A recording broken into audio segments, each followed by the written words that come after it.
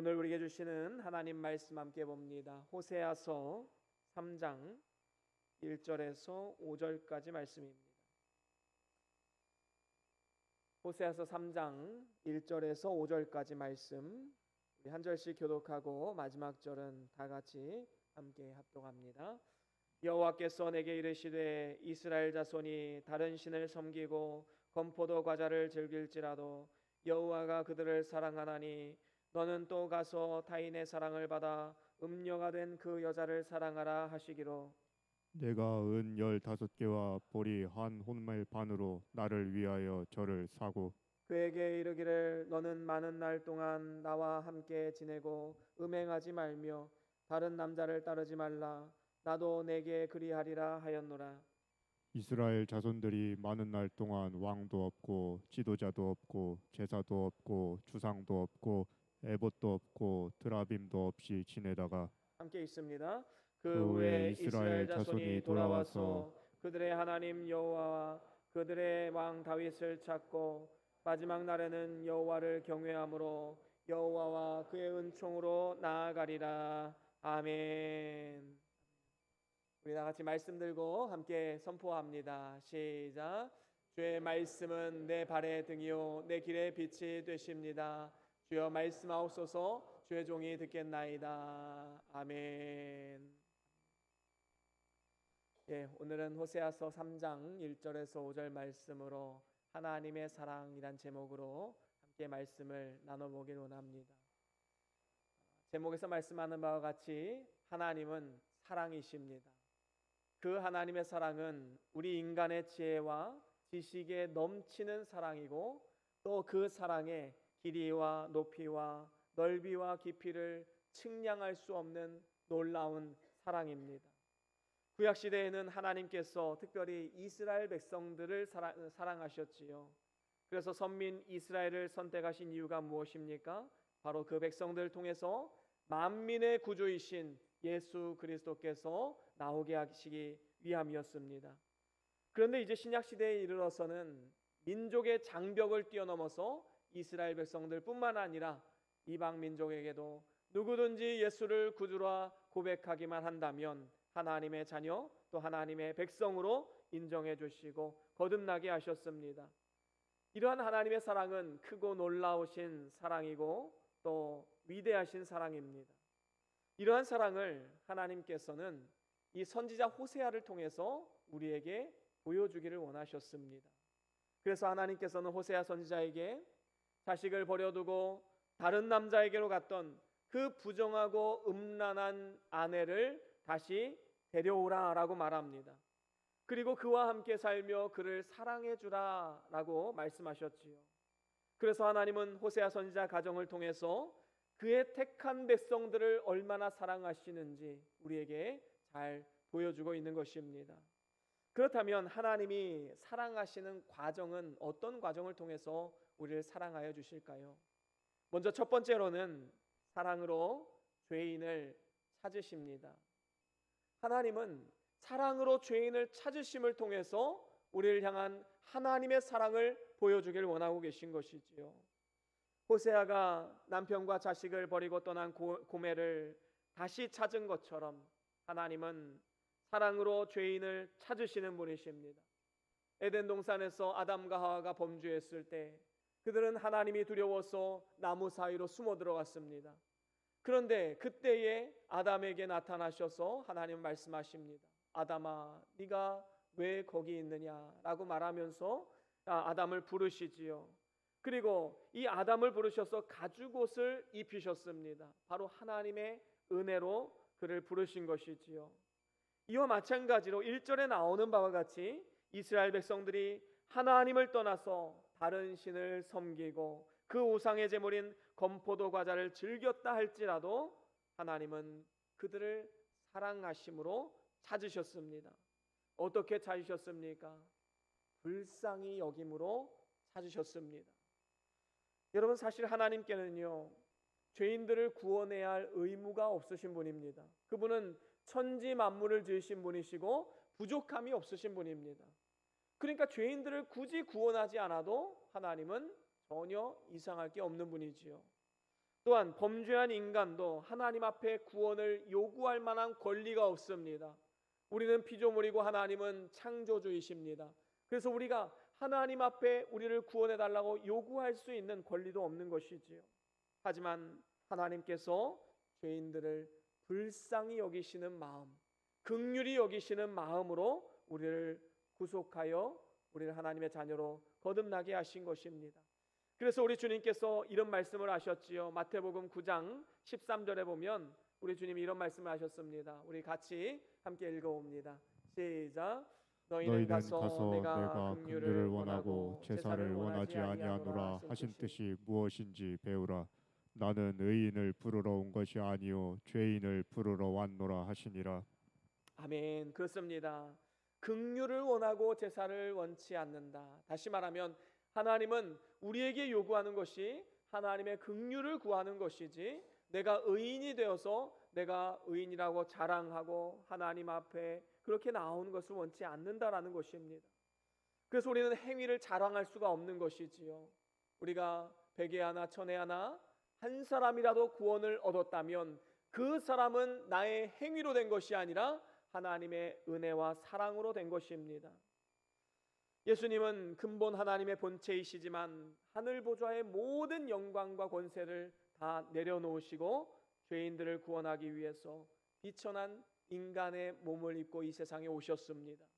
그래서 우리 주님께서 뭐라고 말씀하셨습니까? 요한복음 1장 14절에 이렇게 말씀을 합니다. 같이 읽어보겠습니다. 시작.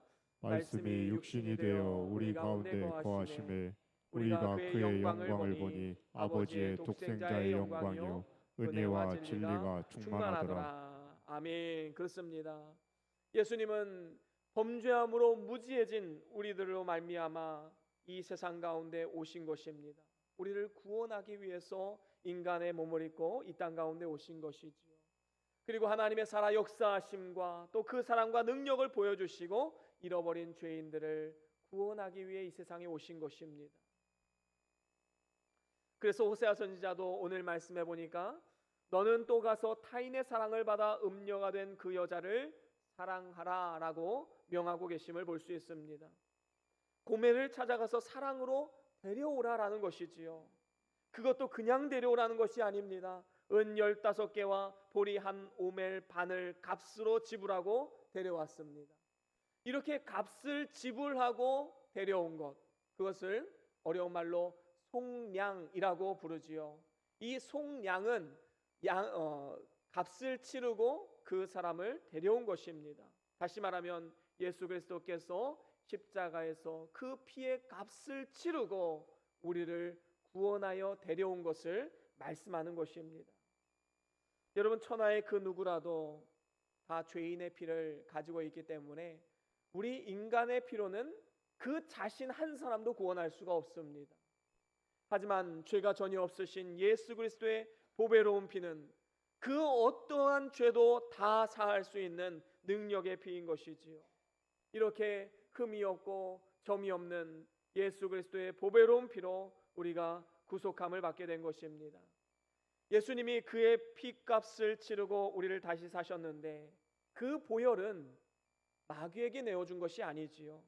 사단 마귀는 감히 하나님의 아들의 피를 받을 자격이 없습니다. 예수님께서 십자가에서 그 피를 흘리신 것은 예수님의 공의로운 그 보좌 앞에 들이셔서 우리를 죄와 사망에서 구속하신 것입니다. 그렇기 때문에 우리는 더 이상 우리의 삶에 대해서 나의 소유권을 주장할 수가 없는 것입니다. 주님의 것으로 산 것이 되었기 때문에 이제는 우리는 주님의 것이 된 것이지요. 내 생명, 내 소유 더 이상 내 것이라 주장할 수 없습니다. 값으로 산 것이 되었기 때문에 주님의 것이 되었고 이제 성전된 우리 몸으로 하나님께 영광을 돌리는 삶을 살아가야 마땅한 것입니다. 우리를 구속하신 하나님께서 너는 내 것이라 라고 부르고 계십니다. 그래서 물과 불을 지날 때에도 그 물이 우리를 덮치지 못하고 그 불이 우리를 사르지 못할 것이다 라고 성경은 분명히 말씀합니다. 그렇습니다. 하나님 우리를 아끼시고 사랑하시고 보호해 주십니다. 우리가 주님 앞에 서는 그날까지 우리의 믿음을 지켜주시고 우리가 하나님의 자녀로서의 신분을 잃지 않도록 하나님 우리의 삶을 붙잡아 주시고 인도하시는 것입니다. 만약에 주님이 우리를 속량하지 않으셨다면 마귀의 종으로서 죄만 짓고 살아가다가 마귀와 같이 영원히 멸망할 존재였지만 예수님의 피값으로 사셨기 때문에 이제는 하늘 소망, 천국 소망을 가지고 이 땅 가운데 살아갈 수 있는 주님의 소유가 된 것입니다. 고멜을 집으로 데리고 돌아왔을 때에 아마도 회개했다는 표시가 그렇게 팍팍 나진 않았을 것입니다. 여전히 고멜은 세상을 동경할 수도 있었을 것입니다. 하지만 호세아는 고멜이 과거에 행했던 모든 부정함을 다시는 언급하지 않고 기억하지도 않았습니다. 이와 같이 우리가 하나님을 믿고 하나님께 돌아오기만 하면 과거, 현재, 미래 모든 죄를 하나님 앞에 다 속량의 값으로 지불하시고 도말하여서 더 이상 기억하지 않으시겠다라고 분명히 약속하셨습니다. 이것이 바로 하나님의 은혜요 사랑이지요. 우리는 이러한 놀라운 사랑과 은혜를 입고 있음을 항상 기억하고 일평생 감사의 제목으로 삼아야 될 줄로 믿습니다. 그런가 하면 두 번째로는 사랑으로 함께 지내기를 원하고 계십니다. 오늘 본문 3절에 보니까 호세아는 고멜에게 뭐라고 말합니까? 너는 많은 날 동안 나와 함께 지내고 라고 말씀하고 있습니다. 이것은 하나님께서 그 사랑하는 자녀들과 얼마나 함께하고 싶으신가, 그 하나님의 마음을 우리가 엿볼 수가 있는 것이지요. 우리는 모두 다 하나님을 떠났던 부정한 자들이었지만 하나님께서 우리를 사랑하셔서 우리와 함께 거하기를 원하고 계십니다. 그래서 요한계시록 3장 20절에 보면 우리가 잘 아는 말씀이 나오지요. 우리 함께 같이 읽어볼까요? 요한계시록 3장 20절입니다. 시작. 볼지어다 내가 문 밖에 서서 두드리노니 누구든지 내 음성을 듣고 문을 열면 내가 그에게로 들어가 그와 더불어 먹고 그는 나와 더불어 먹으리라. 아멘. 그렇습니다. 주님께서는 지금도 우리의 마음을 계속해서 두드리고 계십니다. 나와 함께 하자, 나와 함께 걷자. 예수님은 계속해서 우리의 마음을 두드리고 계신 것이지요. 그래서 우리가 마음 문을 열고 예수님 내 마음을 열고 주님을 내 마음의 주인으로 모셔드립니다. 나를 다스려 주시고 나를 인도하여 주셔서 하나님이 기뻐하시는 사람으로 만들어 주시옵소서. 우리가 이렇게 기도하기만 하면 하나님이 우리 마음 가운데 좌정하시고 우리 마음 가운데 역사해 주셔서 이제는 주님과 함께 동고동락하는 이러한 삶을 살아갈 수 있게 되는 것입니다. 얼마나 복된 인생입니까? 이렇게 우리가 주님이 우리와 함께 하심을 믿는다면 이제 우리는 어떻게 살아가야 될까요? 이제 더 이상 우리는 죄 가운데 머물 수는 없을 것입니다. 본문에도 보면 호세아가 고멜을 다시 데려온 뒤에 뭐라고 말합니까? 더 이상 음행하지 말고 다른 남자를 따르지 말라라고 말했습니다. 그렇습니다.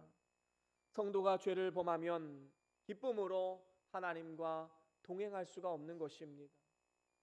여러분 신앙생활하면서 참 기쁨이 사라지고 즐거움이 없다라고 생각한다면 혹시 내가 세상 가운데 깊이 빠져 있진 않는지, 혹시 내가 어떠한 죄악 가운데 빠져 있진 않는지 우리의 삶을 한번 돌아볼 필요가 있습니다. 죄 가운데 있으면 기쁨으로 하나님과 동행할 수가 없는 것이지요. 그래서 하나님은 죄를 범하지 말라, 죄를 버리라 라고 우리에게 말씀하고 있는 것입니다. 서기관들과 바리새인들이 간음 중에 잡힌 여인을 하나 데려왔습니다. 예수님 앞에 데려와서 모세의 율법에는 간음한 여인은 돌로 치라고 되어 있는데 이제 어떻게 합니까? 라고 물어봅니다. 이건 예수님 앞에 올무를 놓아놓은 것이지요. 만약에 돌로 치라라고 하면 예수님은 사랑이 없는 분이다 라고 욕할 것이고, 아니면 이 여인을 용서해 주라 라고 말하면 이 예수님이 율법을 범하는 자다 라고 욕할 것입니다. 그런데 예수님께서 아주 지혜로운 말로 말씀하셨지요. 뭐라고 하셨습니까? 너희 중에 죄 없는 자가 먼저 돌로 치라 라고 말했습니다. 그러자 많은 사람들이 양심의 가책을 느껴서 이제 그 여인 곁을 떠나게 되었지요. 결국에 예수님과 여인만 남게 되었습니다. 그리고 주님께서 이렇게 말씀하십니다. 나도 너를 정죄하지 아니하노니 가서 다시는 죄를 범하지 말라라고 말했습니다. 여러분, 정죄하지 않는다에서 끝나는 것이 아니라 다시는 그 같은 죄를 범하지 말라라고 우리 주님께서는 확실하게 말씀해 주신 것이지요. 물론 우리가 어떠한 큰 죄를 짓는다 할지라도 하나님은 우리가 돌아오기만 하면 주님께서 그 모든 죄를 용서하시고 기억하지 않으십니다. 하지만 중요한 것은 우리가 다시 죄 가운데 빠지게 되면 하나님과의 동행이 즐거운 동행이 될 수가 없다라는 것입니다. 하나님과의 동행이 기쁨이 되고 만족이 되지 못합니다. 그래서 우리는 철저하게 회개를 해야 마땅한 것이지요. 철저한 회개를 위해서는 확실한 결심과 또 노력과 기도가 필요합니다. 하나님은 결심하고 노력하고 기도하는 성도들의 그 기도를 들어 응답하여 주시는 것이지요. 여러분, 소는 한 번 빠졌던 구덩이에는 다시는 빠지지 않는다고 하지요. 소가 지혜로운 것도 있지만 소가 이 죄에 대한 그 구덩이에 대한 두려운 마음이 있기 때문입니다. 여러분, 우리는 어떻습니까?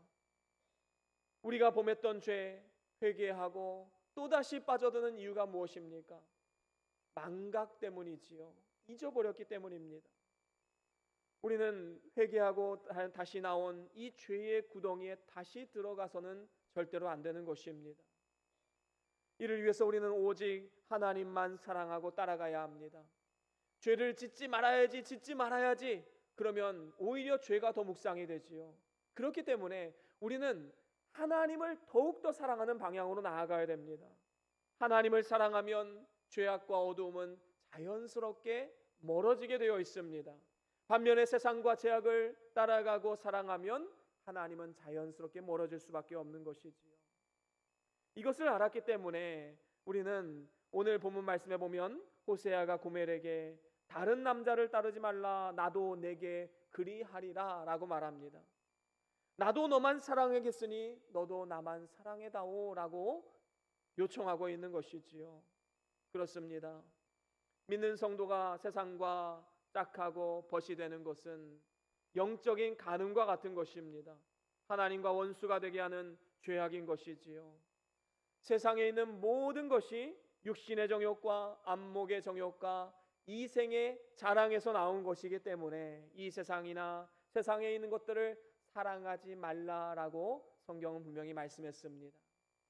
누구든지 세상을 사랑하면 아버지의 사랑이 그 속에 있지 않다라고 말씀하셨지요. 우리는 예수님의 양이요 또 신부입니다. 그렇기 때문에 우리의 목자 되신 예수님, 우리의 신랑 되신 예수님을 따라가야지만 인생의 진정한 만족과 기쁨과 하나님 주시는 축복을 누릴 수 있게 되는 것입니다.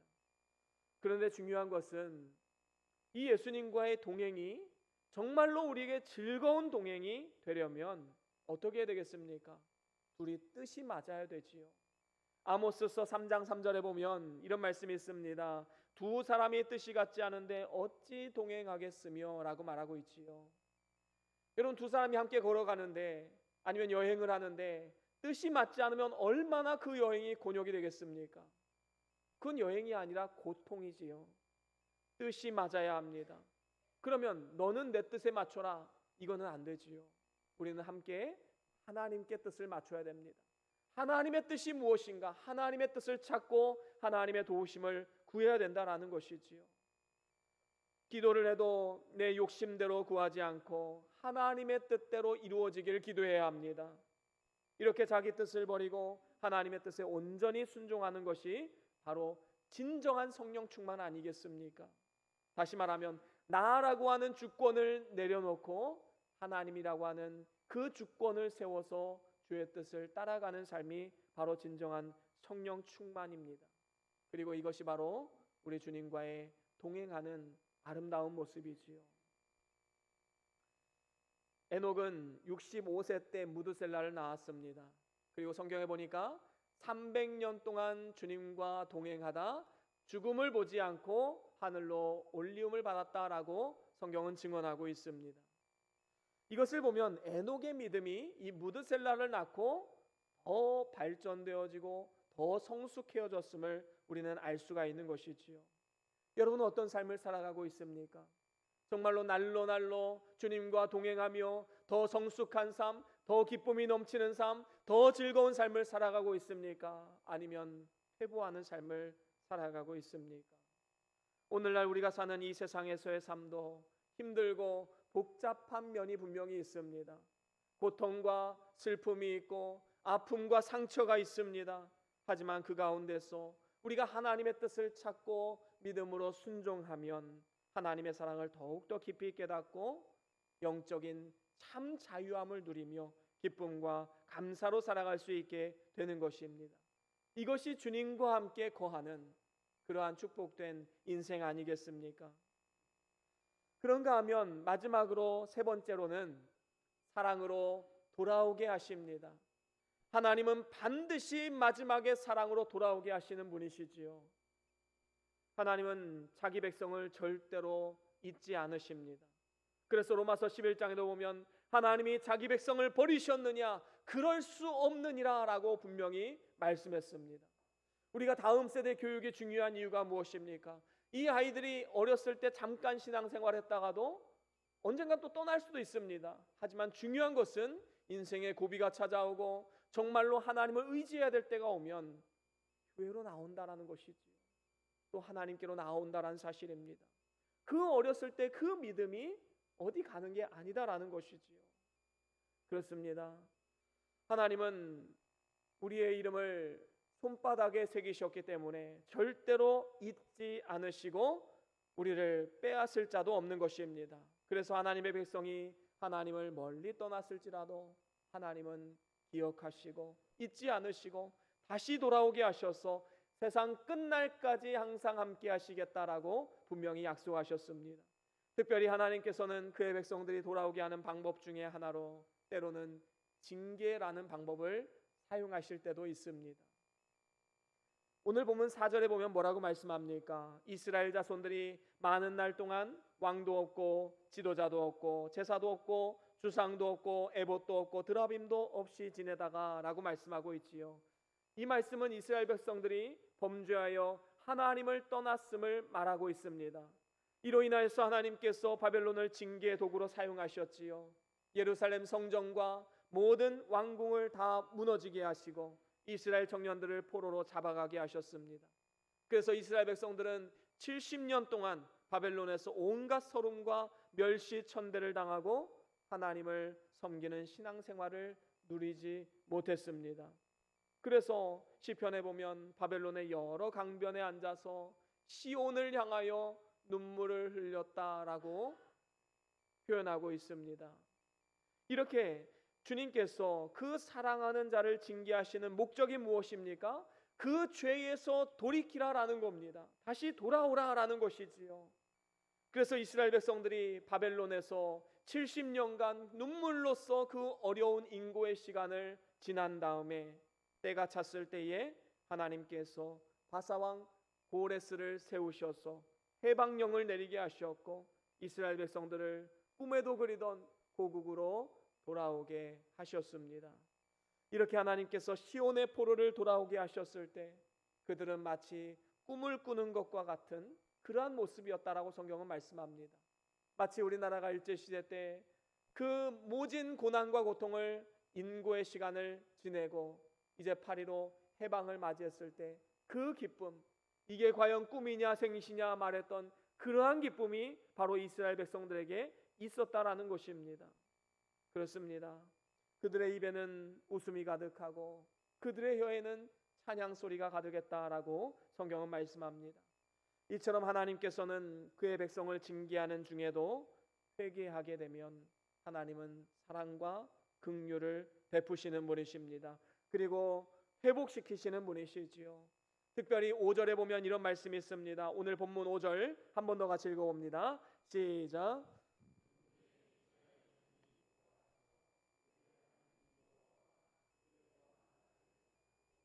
마지막 날에는 여호와를 경외함으로 여호와 그 은총으로 나아가리라. 아멘. 그렇습니다. 여기서 마지막 날은 말세를 말하지요. 이 말세의 때에 이스라엘이 돌아와서 여호와 하나님을 경외함으로 회복시켜 주시겠다라고 분명히 우리 주님께서 약속하셨습니다. 특별히 마태복음 24장에 보면 이 말세의 징조에 대해서 말씀하신 후에 우리 주님께서 이런 말씀을 하셨습니다. 우리 같이 한번 읽어볼까요? 마태복음 24장 32절과 33절 함께 읽어봅니다. 시작. 무화과 나무의 비유를 배우라. 같이 읽어봅니다. 시작. 무화과 나무의 비유를 배우라. 그 가지가 연하여지고 잎사귀를 내면 여름이 가까운 줄을 아나니 이와 같이 너희도 이 모든 일을 보거든 인자가 가까이 곧 문 앞에 이른 줄 알라. 아멘. 여기서 보면 이 무화과 나무는 이스라엘 백성들을 상징합니다. 역사를 보면 이 말씀이 성취되었음을 알 수가 있지요. 예수님께서 십자가에 달려 죽으셨을 때에 이스라엘 백성들은 그의 피를 우리와 우리 자손들에게 돌려달라고 그렇게 말을 했습니다. 이 무서운 말을 내뱉었고 그 죄값으로 인해서 이스라엘은 주후 70년에 로마에 의해서 완전히 나라가 멸망하게 됩니다. 이후에 유대인들은 전 세계로 흩어져서 2000년 가까이 살게 되지요. 나라 없는 서름을 당하게 되었습니다. 급기야 2차 세계대전 당시에 독일에서 600만 명이나 비참하게 학살당하는 사건까지 일어났지요. 그러다가 1948년 5월 15일에 이스라엘 독립국가가 탄생하게 된 겁니다. 이러한 사실은 마지막 날에 이스라엘을 돌아오게 하시고 회복시키겠다는 하나님의 약속의 성취이지요. 그래서 예수님이 말씀하신 이 무화과 나무 가지가 연하여진다라는 말씀은 말세에 유대인들이 시오니즘이라는 이름하에 이스라엘 본토에 다 모이게 되고 회복될 것을 예언하신 말씀입니다. 또한 잎사귀를 내면 여름이 가까운 줄 알라 하고 하신 말씀은 그들이 이제 독립국가를 세우게 될 것을 말씀하신 것이지요. 이미 이 모든 말씀이 성취되었습니다. 그리고 이 성취된 이 일을 보거든 뭐라고 말씀합니까? 주님의 재림하심이 임박했음을 알라라고 말씀하고 있는 것입니다. 그렇기 때문에 우리는 이 세상 가운데 나타나는 모든 말세의 징조들을 바라보면서 마지막 때에 주님께서 다시 오실 그 날을 바라보며 예언의 성취를 기다리며 주의 재림을 잘 준비해야 합니다. 우리가 주님의 재림을 준비하기 위해서 어떻게 해야 되겠습니까? 그것은 우리가 받은 그 놀라운 사랑과 은혜를 우리 주변 사람들과 나누는 삶을 살아가야 됩니다. 어떻게 하면 나눌 수 있습니까? 먼저는 주님의 말씀을 지켜 행하는 개인 경건 생활에 힘써야 합니다. 말세가 다가오면 다가올수록 이 세상은 더욱더 악을 향해 치닫고 있기 때문에 더욱더 개인 경건 생활에 힘써야 된다라는 것이지요. 요한일서 5장 3절에 보면 이런 말씀이 있습니다. 같이 읽어봅니다. 요한일서 5장 3절입니다. 시작. 하나님을 사랑하는 것은 이것이니 우리가 그의 계명들을 지키는 것이라. 그의 계명들은 무거운 것이 아니로다. 아멘. 여러분, 하나님을 사랑하는 게 뭡니까? 그것은 그의 말씀에 순종하는 겁니다. 여러분, 정말로 사랑하는 사람이 있다면 그 말에 귀를 기울이고 그들이 부탁하면 들어주는 것이 사랑 아닙니까? 마찬가지로 우리가 진정으로 하나님을 사랑한다면 주의 말씀을 따라 사는 것은 더 이상 무거운 짐이 아닙니다. 기쁨과 감사로 감당할 수 있게 되는 것이지요. 그리고 또 한 가지는 형제 사랑, 이웃 사랑을 실천해야 됩니다. 말씀을 지키는 개인 경건 생활에 힘쓸 뿐만 아니라 우리는 이제 형제 사랑, 이웃 사랑을 향해서 나아가야 되는 것이지요. 그래서 하나님을 사랑하는 자는 또한 그 형제를 사랑할지라 성경은 말씀합니다. 한 사람이라도 하나님께 돌아오게 하기 위해서 세상 가운데 사랑과 섬김으로 나아가야 함을 우리에게 가르쳐주고 있는 것입니다. 그래서 우리가 언제 어디서 주의 재림을 맞이한다 할지라도 아멘 주 예수여 오시옵소서라고 영광스러운 모습으로 주를 맞이할 수 있는 그러한 신앙인이 되어야 될 줄로 믿습니다. 이제 말씀을 마무리합니다. 우리는 하나님의 크고 놀라우신 사랑을 입은 사람들입니다. 우리가 하나님을 사랑함은 하나님이 우리를 먼저 사랑하셨기 때문입니다. 어떠한 과정을 통해서 사랑하셨습니까? 먼저 사랑으로 죄인을 찾으셨고 사랑으로 우리와 함께 지내기를 원하고 계시고 사랑으로 돌아오게 하시는 분이 바로 우리 하나님입니다. 저와 여러분들이 이러한 하나님의 크고 놀라우신 사랑을 입은 자들로서 이제는 그 사랑을 들고 세상 가운데 나아가 그 사랑을 전파하는 삶이 될 수 있기를 원합니다. 이를 위해서 개인 경건 생활에 힘쓰십시오. 그리고 형제 사랑, 이웃 사랑의 정신으로 이 세상 가운데 나아가십시오. 그래서 우리 모두가 주님 다시 오시는 그날 기쁨으로 주를 맞이하고 또 주님 베푸시는 영광과 상급을 받아 누리실 수 있기를 주의 이름으로 간절히 축원합니다. 우리 다 같이 오늘 받은 말씀 기억하시면서 우리 함께 찬양 하나 하길 원합니다.